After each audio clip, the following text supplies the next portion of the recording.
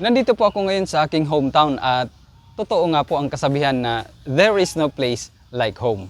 Iba po talaga kapag nandito tayo sa ating sariling bayan, lalo na kapag may selebrasyon tulad ng fiesta at lalo na ang Pasko.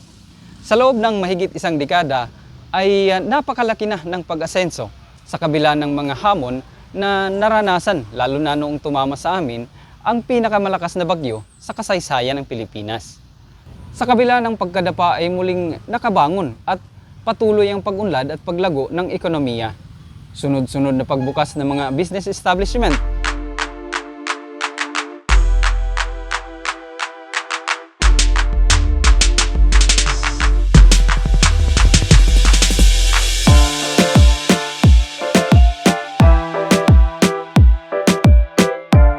Naglalakihang paaralan, mapa-college o high school man.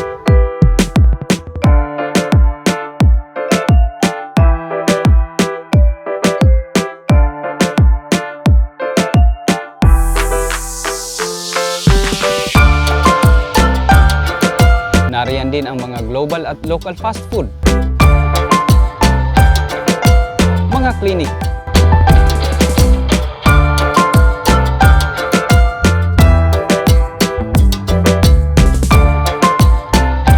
mga kilalang pharmacy,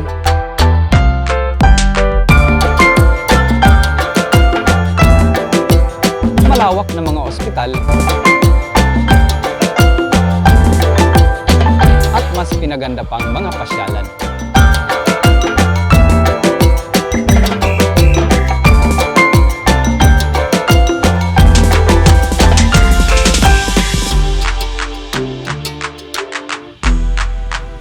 Magandang araw po mga ka-Spidermax. Welcome na naman po sa aking panibagong vlog. Ako po si Ruel Saldana Militante at mas kilala bilang Spiderman ng Palo.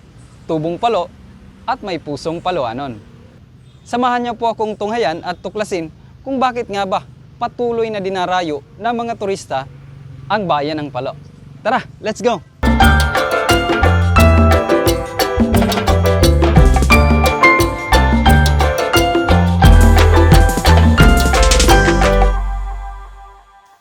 Ang Palo Leyte ay isa sa mga mauunlad na bayan sa buong silangang Visayas. Isa ito sa mga makasaysayang lugar sa buong Pilipinas, mula sa panahon ng mga Kastila at maging sa panahon ng mga Hapon. Ang bayan ng Palo ay kilala sa pagiging sentro ng panrelihiyon ng Leyte, kaya ito ang kabisera ng Archdiocese ng Pananampalatayang Katoliko. Ito rin ang naging gateway noong muling bumalik sa Pilipinas ang puwersa ng mga Amerikano sa pangunguna ni General Douglas MacArthur upang tayo ay mapalaya sa pananakop ng malupit na imperyo ng Hapon. Tayo na at i-explore natin ang ganda ng Palo. Ika nga ng aming butihing mayor na si Honorable Remedios Martin L. Pitilla, once you visit Palo, you shall return. Sa pangunguna ni Honorable Mayor Martin ay napapanatili ang pagiging enchanting ng Palo sa pamamagitan ng 4 na major activities sa buong taon. Ito ay ang 4 na events na nagsisimula sa P. Una ay ang Pamalandong Hapalo, pangalawa ang Patron Hapalo, pangatlo ang Pagbalik Hapalo, at ang huli ay ang most awaited season, ang Pasko Hapalo. Nitong nakaraang buwan ng Marso taong kasalukuyan ay ginanap ang una sa 4 na major activities dito sa Palo. Ito ay ang Pamalandong Hapalo. Ang Pamalandong ay salitang Waray at Bisaya na ang ibig sabihin ay reflection sa salitang English o pagninilay sa salitang Tagalog.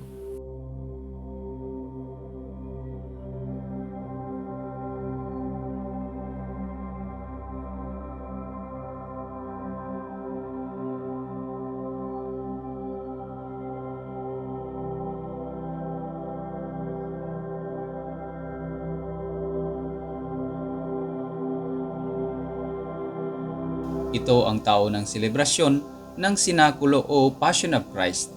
Binibigyan diin ng aktibidad na ito ang pagninilay at pakikiisa sa paggunita ng pagpapakasakit ng Panginoong Hesus sa Kalbaryo.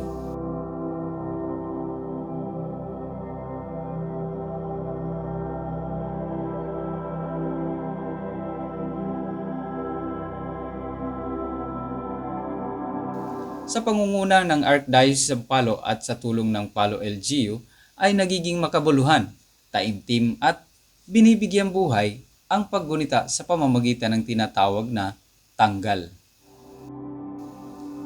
Ang tanggal ay isang reenactment ng Passion of Christ. Ginagampanan ito ng iba't ibang personalidad sa loob at labas ng bayan.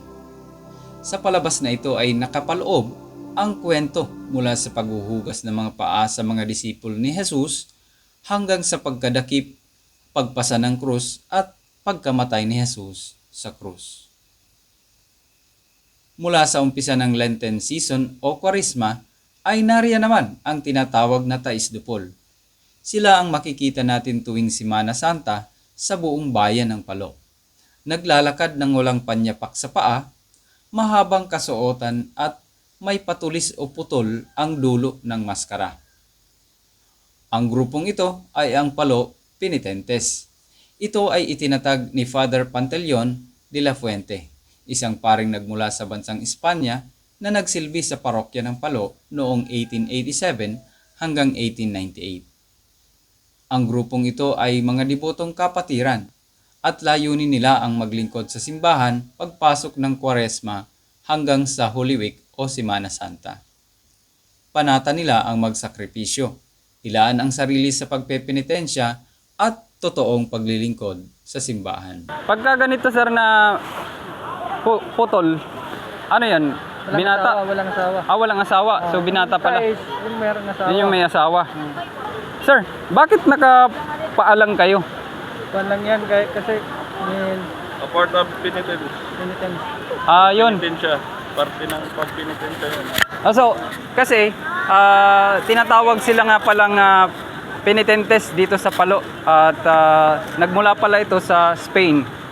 Kay Father Pantaleon de la Fuente. Ayan. So, siya po yung founder o bakit nagkaroon ng ganitong penitential or penitentes na grupo. Sila po ang nag-a-assist sa ginagawang activity yearly dito sa Palo. At isa sila sa nagiging kasama sa ginagawang sinakulo at sa buong linggo na activity nitong Semana Santa. Si Laser pala ay dupol. Kaya mga binata, so walang asawa. Pero may uyab.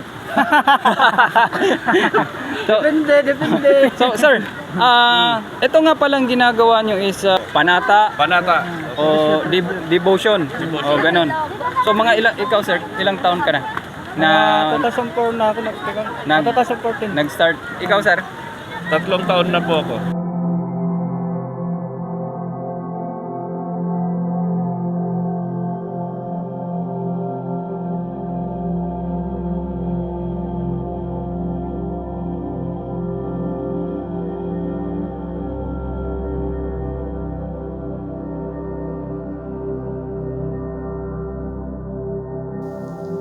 Isa rin sa mga dinarayo ng mga turistang lokal at ng mga banyaga ay itong Ginhang Danhil, kung saan ay nagiging bahagi rin ito sa selebrasyon ng Semana Santa. Naging panata na ng mga debotong Katoliko ang umakyat sa bundok o burol tuwing Semana Santa.